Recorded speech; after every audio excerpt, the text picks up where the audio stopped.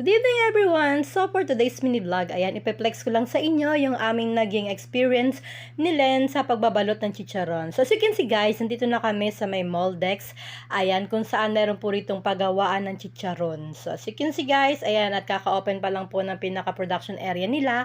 At ayan nga po yung mga chicharon na aming ibabalot mamaya. So magta-training kami mamaya at eto nga pala si Len habang inaantay namin kung sino ang mag-orient sa amin at magtuturo kung paano magbalot ng chicharon. So as you can see guys, yung tinuturo ko na bahay na yun na up and down, yung kulay light blue na yan, mula dyan hanggang sa brown na gate na yan, hanggang dun sa nakikita nyo na up and down, yan po yung bahay ng amo ni Divina na pinapasukan nila ni Ningning. So halos katapat lang ng pinapasukan ni Divina yung chicharunan na aming pagbabalutan ni Len nitong umaga na to. So ito nga po guys, yung magiging chicharon na ibabalot namin at inaantay namin kung sino sa amin or sino sa amin na magtuturo. So habang wala pa, syempre nag-video-video muna ang person dito sa may labas dahil hindi namin alam kung sino sa mga tao rito ang magtuturo sa amin. So ito nga po at si Len at tinetext ang kanyang esposo dahil sabi nga kung nandun na kami sa area, sabi naman niya ay oo, kaya nandito muna kami sa labas. At habang nandito kami sa labas, may nakita akong suka dito na sukang paumbong. Kaya ayan, pinakailaman ko na at hindi ko na tanong kung magkano. Syempre, pag may chicharon, meron tayo diyang masarap na suka. So, ito na nga po at habang inaantay namin, ayan, at binidyo-video ko muna yung bahay ng boss na may-aring chicharon. So, hindi ko lang natanong kung anong pangalan ni boss. Nakalimutan ko na dahil nga marami kaming iniisip na mga oras nito. So, ayun yung bahay ni boss. Hanggang baba, meron po dyan mga bahay pa rin sa ilalim. So, maganda yung bahay niya, malinis at saka marami mga halaman. So, total, malinis yung bahay nila at saka nakaka-relax tignan yung bahay nila. Hanggang dun sa baba, meron pa rin dyan mga halahalaman tsaka meron pa rin bahay. So, ayan po yung pinaka-area kung saan magbabalot. Ayan, meron dyan na mga plastic, may styro. So, dyan na ilalagay yung mga chicharon na ibabalot namin mamaya. So, hindi namin alam kung anong mangyayari pagpasok namin sa loob. Dahil first time lang namin pumunta rito ni Len. So, ayan nga po at hindi pa watching. At andito na kami, fast forward ni Len. Ayan. Yan, nandito na kami sa loob. Ayan yung baso ko. So, ito na nga po at nag-video-video ko dahil pwede naman mag-cellphone. Basta bilisan lang. So, ito nga po at si Lena po yung aking binidyo dahil sabi ko, bibidyo kita for the vlog. So, as you can see guys, kailangan pag binalot natin to, hindi po buntis yung ating magiging plastic at the same time maayos po.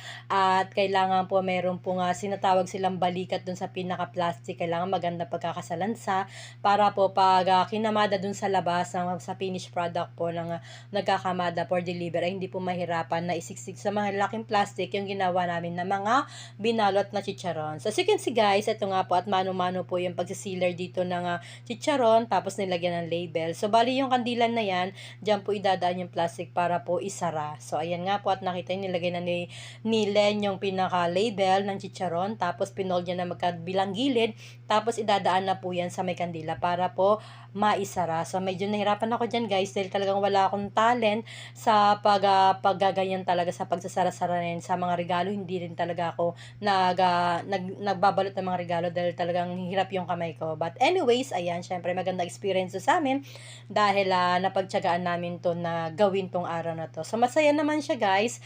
Tapos yung mga trabahador dito is very mabait. Ayan, lahat nakangiti at the same time tinutulungan kami kapag medyo nahihirapan kami. Pag nagtanong kami, magiliw naman silang sumasagot sa amin. So, ayan po sila at kanya-kanya po silang tagi-isang balot po dyan ng mga chicharon na binabalot. So, ayan na po yung nabalot na iba, nakaribo na po yung iba, tapos nakalagay sa styro. So, lahat po yan sila guys, mababait po yun nasa loob. At syempre, aircon naman po yung area, kaya hindi naman po masyadong mapapagod o maiinitan ka dyan. Dahil pag mga tanghali, binubuksan po yung aircon. So, yun nga po si mami kumakain na po siya dahil nga po pwede naman kumain dyan kapag may baong ka. Pwede ka naman kumain. Tapos, ito naman si Len, ayan, nakaisa na po siya ng gawa at ito na po yung kanyang finished product. So, ganyan po yung gagawin natin. Ayan, kailangan hindi buntis at the same time maayos po yung pinakakanto ng mga ginawa natin mga chicharon. So, ayun nga po at nagtatawa na muna kami. Pero, naghingi naman po ako ng permiso kung pwede naman po saglit mag-video. At sabi naman po ng katabi ko, pwede naman daw po yan. So, nag-video muna ako para naman po may vlog. So, ayun na po yung hawak ko, nakalagay sa styro tapos meron po siyang ni-ribbon, may ribbon na red. So, ayun po yung may laman yata na chicharon. So, iba-iba po yung price nila. Meron din sila ritong bagnet, tapos may regular na chicharon. So, yung chicharon nila guys, masarap po siya na legit, tapos malinis po. So, pwede naman pong tumikim dyan, pa isa-isa yan. Kung gusto mo lang naman, yung mga durog-durog, pwede naman daw po yan. So, minsan-minsan kumukuha si Len, tas ako din pag medyo naantok ng contest. As you can see guys, naka-aircon yan at malamig. At ito nga po si Len, mukhang enjoy na enjoy sa pagbabalot. At talagang mabilis siya talagang matuto yan. So, ayan, nakaka-happy talaga kapag yung kasama mo, mabilis matuto. Syempre, may guide ka. Ayan, tawa-tawa lang kami dyan kasi nga nakatayo kami. Pero may upuan naman din pala. Tapos, ayan nga po, at sa isang plastic, naghati muna kami ni Len kasi syempre mabagal pa kami at first time pa. At yun nga palang isang plastic na yan, nagkakahalaga ng 70 pesos kung gusto nyo mag-work dito. Ayan nga po. So, pakyawan nga lang po guys, kaya medyo mangangapa-ngapa ka lang kapag baguhan ka pa. Pero kung sanay ka naman sa dati mong mga trabaho na pakyawan, I'm sure malaki yung sasahurin mo. So, ayan po, ganun po kalaki yung pinaka-plastic. So, nag-share muna kami niyan para kahit papano may matapos kami nitong araw na ito. So, yun nga po, at busy-busy na si Lem. At ito nga po, at inaayos ay po ang kanyang pagpa-plastic. So, medyo marami kaming paso dyan sa kandila kasi dumidikit sa plastic kasi first time nga namin na masakit pero okay lang naman. At least na-experience namin yung pagbabalot ng chicharon itong araw na to. So, ayan. Guys, ayan, tapos na kami mag-training sa chicharunan. Ayan.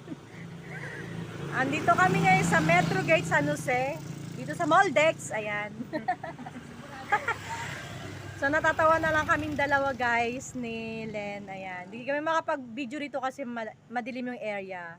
So, ito yung pinakatapos namin ng training ng pagbabalot ng chicharon. So, ayan. So, thank you for watching guys. So, uwi na kami. Nagantay lang kami na masasakyan. So, dilim dito the area. Ayan. So, doon kami galing sa kabila dito. Sa kabila kami. Yun, yung may kotseng pula. Doon kami pumasok. Ayan. So, waiting kami rito ng sasakyan pa-sample. Yan. So, mahirap sumakay pala rito, guys. Ayan. So, dyan muna kayo, guys. Magantay kami na masasakyan. And thank you for watching. Please don't forget to subscribe and follow me for more. Bye-bye. Good night, everyone. So, dilim na.